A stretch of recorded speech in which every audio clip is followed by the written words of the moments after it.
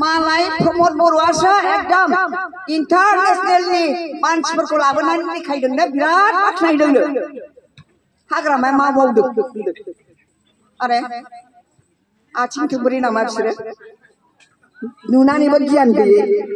हा आथिं थोंब्रैयासो बुंनो रोङा नालाय रायलायनो रोङा मानसि जानानै भाषा थानानै खुगा थानानै हाग्रामाया मा मावखो होननानै बुङो मा बानायनो नागिरदोंमोन सुइजारलेण्डआ दाना हनै नै जोंना टाउननिया अरुण होनो बियो आंजों थाफाबाय थायो आंखौ हारसिं जेरावबो हगारा थाफायो माना ड्रेइनावनो दाना माबा होबायनो टाइल्स ड्रेइननि सायाव कभारखौ टाइल्स फाग्ला बे ड्रेइन सायाव टाइल्स होयो माब्लाबाथ' बोखारनांगोन ना बे कभारखौ बेहाय मा टाइल्स होखो बियो आसरित एखेबारे आसरित मोनदां दहाय नाय बुंलांजोब्बाय हाग्रा मा सोरजिदों मा सोरजिया बे हाइवेआ धुबुरीजों थांसैमोन एकर्ड खालामनानै फैबाय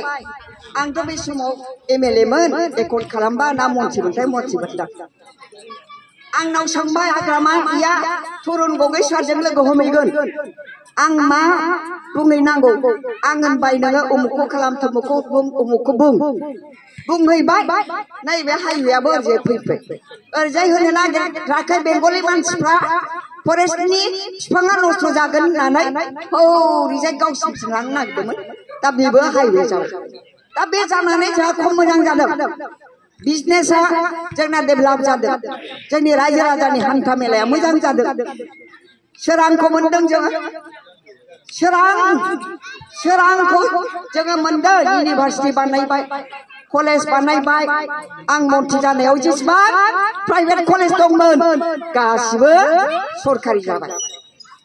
दिल्लीयाव थांनानै हिउमेन रिसोर्स डेभेलपमेन्ट मन्थ्रिखौ लोगो हमनानै जेसेबां प्राइभेट दंमोन गासिबो बानायजोब्बाय होमबा जोंना एकर्डआबो जाबायमोन नालाय बुंनो आराम जाबाय सार जोंनि बर' जाथिया बिराद बेकवार्डथार गतिके दा जोङो दासो सिनायनो रोंदों बुजिनो रोंदों जोंनि रायजो राजाफ्रा कलेज गायसनदों बे कलेजआ 25 ना बेसेबांमोन बावबाय आं बे कलेजफ्रा प्राइभेट जानानै दं बेखौ सरकारि खालामनांगौ होननानै बुंबाय अर्जुन सिंमोन माबासोमोन बेंगुरासोमोन हुइल चेयारावसो थाबायो एसे असुस्थ नालाय एसे माने थिउरि आरो मानसिया थेवबाबो उनाव आरोबाव आं थांखांनानै बुंहैखांनानै हाग्रामा महिलारियाबो थांनानै बुंहैबावबाय बसे जोंना कलेजा जाबाय बे महनपुरनि थाखाय एथ' मोजां खामानि मावबाय गोदो इपिएलआव थांनानै बिसोरो जेबोथ' गैखायाना गैया आयो चेयारमेना महनपुरनि बावसो जेबोआनो गैया बबेबा हाग्रानि ओनसोलाबो सेनानै लाजाबायनो हनै एबसुआ खोन्थाहैदों आंनो औ सेनानै लाबायनो जोंना रायजो राजानि आखायाव थानायसोमोन हाग्रानि बे जायगाया बे फोथाराबो सेजाबाय र' लाग्रोथों बिसोरो बे एबसुआ न'आ आं लुनायसो आं लुनायसो चारबारियाव लुबाय बिसमुरियाव लुबाय देबरगावआव लुबाय बनरगावआव लुबाय नाराबारियाव लुबाय मा लुवाखै आं लुनायजोबसो रामफलाव लुबाय आं लुनायजोबसो आं ल'सोमोन नालाय आन्दलनावनो एमएलए जायाखैमोनबा बे समावनो लुलां नैबे बिसमुरि लामाया अन्थाइनि लामासोमोन जबरदस्ति फरेस्टआ हगारा